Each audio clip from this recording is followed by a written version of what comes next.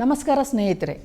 ಶಾಲಾ ಮಕ್ಕಳ ಸುರಕ್ಷತೆಗೆ ಸಂಬಂಧಿಸಿದಂತೆ ಇದೇ ಜನವರಿ 4ರಂದು ಸಾರ್ವಜನಿಕ ಶಿಕ್ಷಣ ಇಲಾಖೆ ಮಹತ್ವದ ಸುತ್ತೋಲೆಯೊಂದನ್ನು ಹೊರಡಿಸಿದೆ. ಶಾಲಾ ಮಕ್ಕಳನ್ನು ಕರೆದೊಯ್ಯುವ ಶಿಕ್ಷಣ ಸಂಸ್ಥೆಗಳಿಗೆ ಸೇರಿದ ಬಸ್, ಕ್ಯಾಬ್, ವ್ಯಾನ್ನಂತಹ ವಾಹನಗಳಲ್ಲಿ ಸಹಾಯಕಿಯರನ್ನೇ ನೇಮಿಸಿಕೊಳ್ಳಬೇಕು.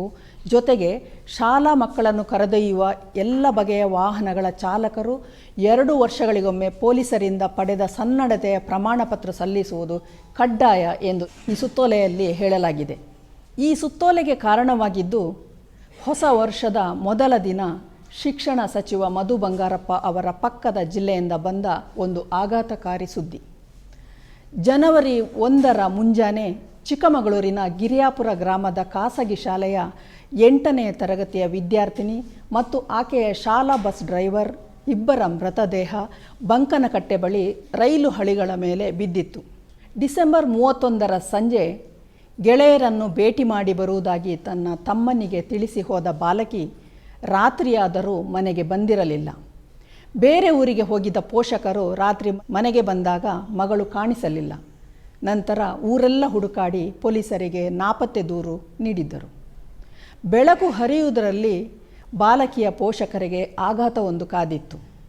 ಮಗಳ ಮೃತದೇಹ ರೈಲು ಹಳಿಗಳ ಮೇಲೆ ಛಿದ್ರವಾಗಿ ಬಿದ್ದಿತ್ತು. ಜೊತೆಗೆ ಪುರುಷನೊಬ್ಬನ ಮೃತದೇಹವೂ ಇತ್ತು.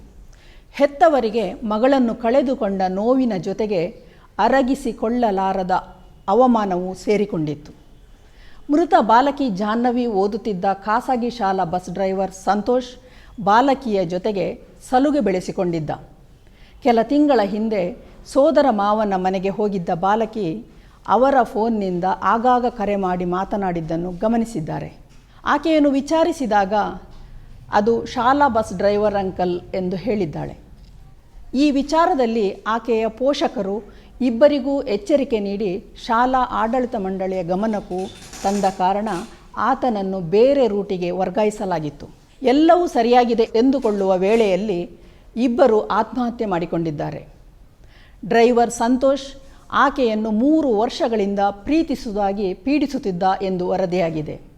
ಅಂದರೆ ಬಾಲಕಿಗೆ ಕೇವಲ 11 ವರ್ಷವಿದ್ದಾಗ 5ನೇ ತರಗತಿಯ ಪುಟ್ಟ ಬಾಲಕಿಯನ್ನು 35 ವರ್ಷ ಮೀರಿದ ವಿವಾಹಿತನೊಬ್ಬ ಪ್ರೀತಿಸುತ್ತಾನೆ, ಪೀಡಿಸುತ್ತಾನೆ, ಆಕೆಯ ಬಗ್ಗೆ ಹೆಚ್ಚಾಗಿ ಆಸಕ್ತಿ ವಹಿಸುತ್ತಿದ್ದಾನೆ. ಅಂದರೆ ಆತನ ನಡವಳಿಕೆಯ ಬಗ್ಗೆ ಶಾಲಾ ಆಡಳಿತ ಮಂಡಳಿ ಮತ್ತು ಪೋಷಕರು ನಿಗಾ ವಹಿಸಬೇಕಿತ್ತು.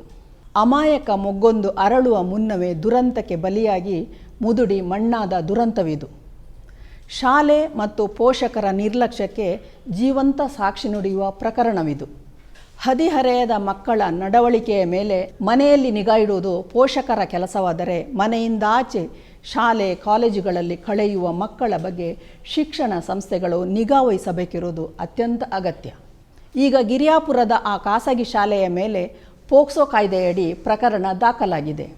ಇನ್ನೇನು ಅಂತಿಮ ಪರೀಕ್ಷೆ ಬರೆಯಲು ಮಕ್ಕಳು ತಯಾರಿ ನಡೆಸುತ್ತಿದ್ದಾರೆ. ಈ ಹೊತ್ತಿನಲ್ಲಿ ಆ ಶಾಲೆಯಲ್ಲಿ ಓದುತ್ತಿರುವ ಮಕ್ಕಳ ಮನಸ್ಥಿತಿ ಹೇಗಿರುತ್ತದೆ? ಪೋಷಕರ ಸಂಕಟ ಎಂಥದ್ದು? ಸ್ವಲ್ಪ ಮುಂಜಾಗ್ರತೆ ವಹಿಸಿದರೆ ದುರಂತವೊಂದನ್ನು, ಹಾಗೆ ಕಳಂಕವನ್ನು ತಪ್ಪಿಸಬಹುದಿತ್ತು. ಶಾಲೆಗಳಲ್ಲಿ ಹೆಣ್ಣು ಮಕ್ಕಳ ಮೇಲೆ ಲೈಂಗಿಕ ದೌರ್ಜನ್ಯ ನಡೆಯುವುದು ಇದೇ ಮೊದಲೇನಲ್ಲ. LKG ಮಗುವನ್ನು ಶಾಲಾ ಶಿಕ್ಷಕರು, ಡ್ರೈವರ್, ವಾಚ್ಮನ್ಗಳು ತಮ್ಮ ವಿಕೃತ ಕಾಮವಾಂಚೆಗೆ ಬಲಿ ಪಡೆದ ಹಲವು ಪ್ರಕರಣಗಳು ನಮ್ಮ ರಾಜ್ಯದಲ್ಲೇ ಹಿಂದೆಯೂ ನಡೆದಿವೆ. ಕಿರುಕುಳಕ್ಕೆ ಟ್ಯೂಷನ್ ಸೆಂಟರ್, ವಸತಿ ಶಾಲೆ, ಖಾಸಗಿ ಶಾಲೆ, ಸರ್ಕಾರಿ ಶಾಲೆ ಎಂಬ ಭೇದಗಳಿಲ್ಲ. ಎಲ್ಲೆಂದರಲ್ಲಿ ಹೆಣ್ಣು ಮಕ್ಕಳ ಮೇಲೆ ಲೈಂಗಿಕ ಕಿರುಕುಳ ನಡೆಯುತ್ತಲೇ ಇರುತ್ತದೆ. ಆದರೆ ಲಕ್ಷಗಟ್ಟಲೆ ಡೊನೇಷನ್ ಪಡೆಯುವ ಖಾಸಗಿ ಶಾಲೆಗಳಿಗೆ ಮಕ್ಕಳನ್ನು ಸೇರಿಸಿ ಪೋಷಕರು ನೆಮ್ಮದಿಯಿಂದ ಇರುವಂಥ ಪರಿಸ್ಥಿತಿ ಈಗ ಇಲ್ಲ. ಆಡಳಿತ ಮಂಡಳಿಯು ತಮ್ಮ ಶಾಲೆಗಳಲ್ಲಿ ಮಕ್ಕಳ ಮೇಲಾಗುವ ಲೈಂಗಿಕ ದೌರ್ಜನ್ಯವನ್ನು ತಡೆಯುವ ನಿಟ್ಟಿನಲ್ಲಿ ಶೂನ್ಯ ದೌರ್ಜನ್ಯದ ಖಾತ್ರಿ ನೀಡುತ್ತಿಲ್ಲ. ಹೆಣ್ಣು ಮಕ್ಕಳ ಹೆತ್ತವರ ಪಾಲಿಗಿದು ಅತ್ಯಂತ ಕಳವಳಕಾರಿ ಬೆಳವಣಿಗೆ. ಪೋಕ್ಸೋದಂತಹ ಮಹತ್ವದ ಕಾಯ್ದೆ ಬಂದು 1 ದಶಕವೇ ಉರುಳಿದೆ. ಆದರೆ ಅದರಿಂದ ಮಕ್ಕಳ ಮೇಲಾಗುವ ಕಿರುಕುಳಕ್ಕೆ ಕಡಿವಾಣ ಬಿದ್ದಿಲ್ಲ. ಕಿರುಕುಳದ ಪ್ರಮಾಣ ಕಡಿಮೆಯಾಗಿದೆಯೇ ಎಂದು ನೋಡಿದರೆ ಅದೂ ಇಲ್ಲ. ಈಗ ರಾಜ್ಯ ಸರ್ಕಾರ ಹೊರಡಿಸಿರುವ ಹೊಸ ಸುತ್ತೋಲೆ ಶಾಲೆಗಳಿಗೆ ತಲುಪುವ ಸರಿಹೊತ್ತಿನಲ್ಲಿ ಜನವರಿ 5ರಂದು ನಂಜನಗೂಡಿನ ಸರ್ಕಾರಿ ಶಾಲೆಯ ಪ್ರಭಾರ ಮುಖ್ಯ ಶಿಕ್ಷಕ ಪಿ. ಪ್ರಕಾಶ್ ವಿರುದ್ಧ ಲೈಂಗಿಕ ಕಿರುಕುಳದ ಆರೋಪ ಕೇಳಿಬಂದಿದೆ. ವಿದ್ಯಾರ್ಥಿನಿಯರು ದೂರು ನೀಡಿದ ಹಿನ್ನೆಲೆಯಲ್ಲಿ ಅಲ್ಲಿನ DDPI ಅಮಾನತು ಆದೇಶ ಹೊರಡಿಸಿದ್ದಾರೆ. ಆತನ ವಿರುದ್ಧ ಪೋಕ್ಸೋ ಅಡಿ ಪ್ರಕರಣ ದಾಖಲಾಗಿದೆ. ಇಲ್ಲಿ ಗಮನಿಸಬೇಕಾದ ಅಂಶ ಏನೆಂದರೆ, ಸರ್ಕಾರ ಹೊರಡಿಸಿರುವ ಸುತ್ತೋಲೆಯಲ್ಲಿ ಶಾಲಾ ವಾಹನದ ಚಾಲಕ ಮತ್ತು ಸಹಾಯಕರ ಬಗ್ಗೆ ಮಾತ್ರ ಪ್ರಸ್ತಾಪವಿದೆ. ಅವರ ಮೇಲೆ ನಿಗಾ ಇಡುವುದಕ್ಕಷ್ಟೇ ಇಲಾಖೆಯ ಕಾಳಜಿ ಸೀಮಿತವಾಗಿದೆ. ಸನ್ನಡತೆಯ ಸರ್ಟಿಫಿಕೇಟ್ ಚಾಲಕರು ಮತ್ತು ಸಹಾಯಕರಿಗೆ ಮಾತ್ರ ಬೇಕಂತೆ. ಹಾಗಿದ್ದರೆ ಮಕ್ಕಳಿಗೆ ನಿತ್ಯ ತಾಸುಗಟ್ಟಲೆ ಪಾಠ ಹೇಳಿ ಪ್ರಭಾವ ಬೀರುವ ಶಿಕ್ಷಕರಿಗೆ ಸನ್ನಡತೆ ಬೇಡವೇ? ಅತಿ ಹೆಚ್ಚು ಪೋಕ್ಸೋ ಪ್ರಕರಣಗಳು ಶಾಲಾ ಶಿಕ್ಷಕರ ಮೇಲೆಯೇ ದಾಖಲಾಗಿವೆ. ಅವರನ್ನು ಈ ಸುತ್ತೋಲೆಯಿಂದ ಕೈಬಿಟ್ಟಿರುವುದು ಬಹುದೊಡ್ಡ ಲೋಪ. ಈ ಬಗ್ಗೆ ಸರ್ಕಾರ ತನ್ನ ಸ್ಪಷ್ಟ ನಿಲುವು ಏನೆಂದು ತಿಳಿಸಬೇಕಾಗಿದೆ. ಹೆಚ್ಚೇನೂ ಬೇಡ, ಕಳೆದ 1 ವರ್ಷದಲ್ಲಿ ರಾಜ್ಯದಲ್ಲಿ ಸರ್ಕಾರಿ ಮತ್ತು ಖಾಸಗಿ ಶಾಲೆ, ಹಾಸ್ಟೆಲ್ಗಳಲ್ಲಿ ಶಿಕ್ಷಕರು ಮತ್ತಿತರ ಪುರುಷ ಸಿಬ್ಬಂದಿಯ ಮೇಲೆ ಪೋಕ್ಸೋ ಕಾಯ್ದೆಯಡಿ ದಾಖಲಾದ ಪ್ರಕರಣಗಳೆಷ್ಟು ಎಂದು ನೋಡಿದರೆ ಸಾಕು, ನೀವು ದಂಗಾಗುತ್ತೀರಿ. 2023 ಫೆಬ್ರವರಿಯಲ್ಲಿ ಶಿವಮೊಗ್ಗದ ರಿಪ್ಪನ್ಪೇಟೆಯ ಪ್ರಾಥಮಿಕ ಶಾಲಾ ಶಿಕ್ಷಕನೊಬ್ಬ 5ನೇ ತರಗತಿಯ ವಿದ್ಯಾರ್ಥಿನಿಗೆ ಲೈಂಗಿಕ ಕಿರುಕುಳ ನೀಡುತ್ತಿದ್ದ. ಬಾಲಕಿ ಈ ವಿಚಾರವನ್ನು ತನ್ನ ತಾಯಿಗೆ ತಿಳಿಸಿದ್ದಾಳೆ. ಬಾಲಕಿಯ ತಾಯಿ ಈ ವಿಚಾರವನ್ನು ಶಾಲೆಯ ಶಿಕ್ಷಕಿಯೊಬ್ಬರಿಗೆ ತಿಳಿಸಿದರೆ ಆಕೆ ಆರೋಪಿಯ ಪರವೇ ವಹಿಸಿ ಮಾತನಾಡಿದ್ದರು. ನಂತರ ಆ ತಾಯಿ ಮಕ್ಕಳ ರಕ್ಷಣಾ ಘಟಕದ ಗಮನಕ್ಕೆ ತರಬೇಕಾಯಿತು. ಅದರ ಪರಿಣಾಮವಾಗಿ ಆರೋಪಿ ಮತ್ತು ಆತನ ಪರ ವಹಿಸಿದ ಶಿಕ್ಷಕಿ ಇಬ್ಬರ ಮೇಲೂ ಪೋಕ್ಸೋ ಅಡಿ ಪ್ರಕರಣ ದಾಖಲಾಗಿದೆ.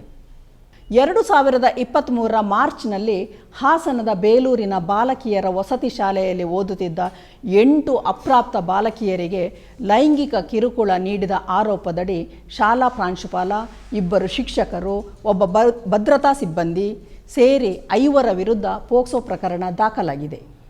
2023 ಜೂನ್ನಲ್ಲಿ ಸಾಗರದ ವನಶ್ರೀ ವಸತಿ ಶಾಲೆಯ ವಿದ್ಯಾರ್ಥಿನಿಯೊಬ್ಬಳು ಅನುಮಾನಾಸ್ಪದವಾಗಿ ಸಾವನ್ನಪ್ಪಿರುವ ಘಟನೆಯ ನಂತರ ಶಾಲೆಯ ಮುಖ್ಯಸ್ಥ ಮಂಜಪ್ಪ ವಿರುದ್ಧ ಹಲವು ವಿದ್ಯಾರ್ಥಿನಿಯರು ಲೈಂಗಿಕ ಕಿರುಕುಳದ ಆರೋಪ ಮಾಡಿದ್ದರು.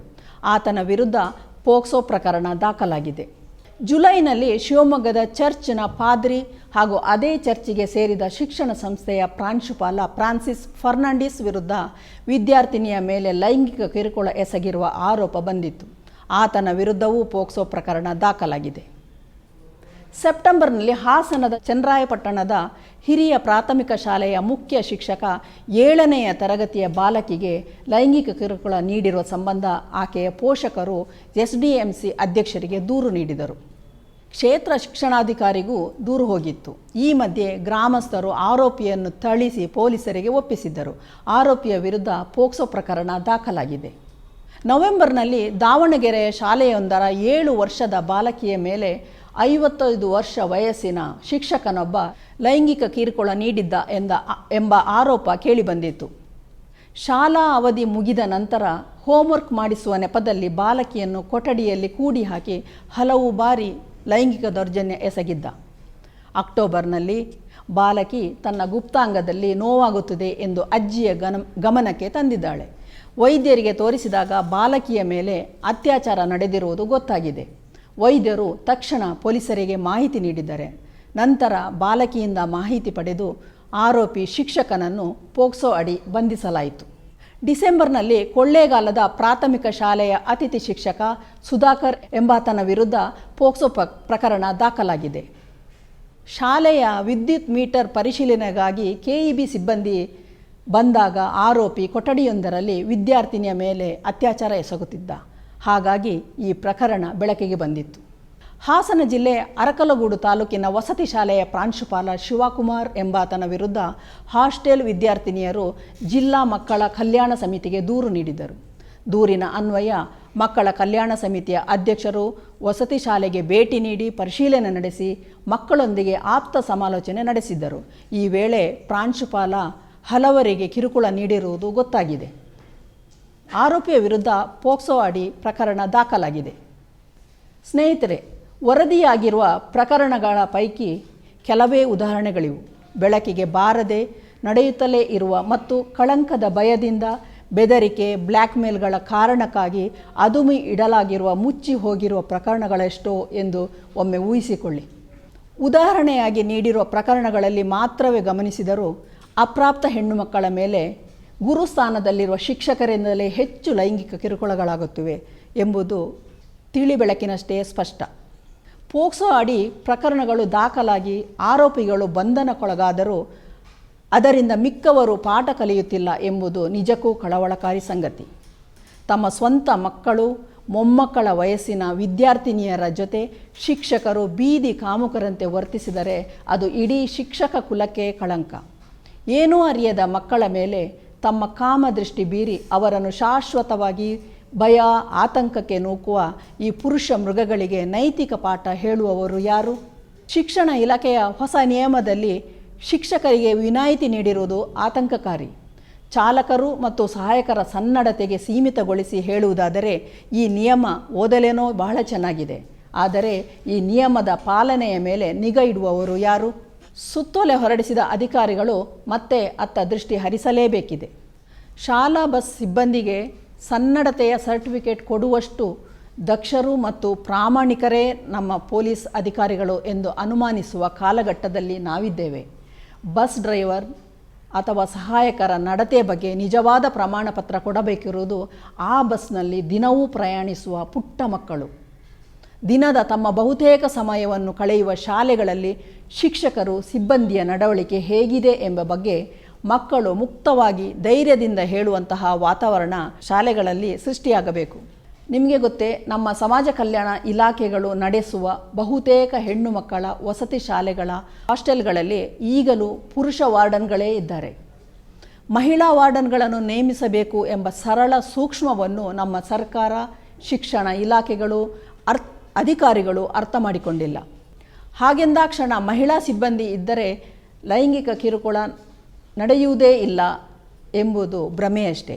2022ರಲ್ಲಿ ಸಂಚಲನ ಮೂಡಿಸಿದ್ದ ಮುರುಘಾಶ್ರೀ ಪ್ರಕರಣ ಗಮನಿಸಿದರೆ ಸಾಕು. ಅಲ್ಲಿ ಹಾಸ್ಟೆಲ್ ವಾರ್ಡನ್ ರಶ್ಮಿಯವರೇ ಅಪ್ರಾಪ್ತ ಬಾಲಕಿಯರನ್ನು ಆರೋಪಿಯ ಕೋಣೆಗೆ ಒತ್ತಾಯಪೂರ್ವಕವಾಗಿ ಕಳಿಸುತ್ತಿದ್ದರಂತೆ.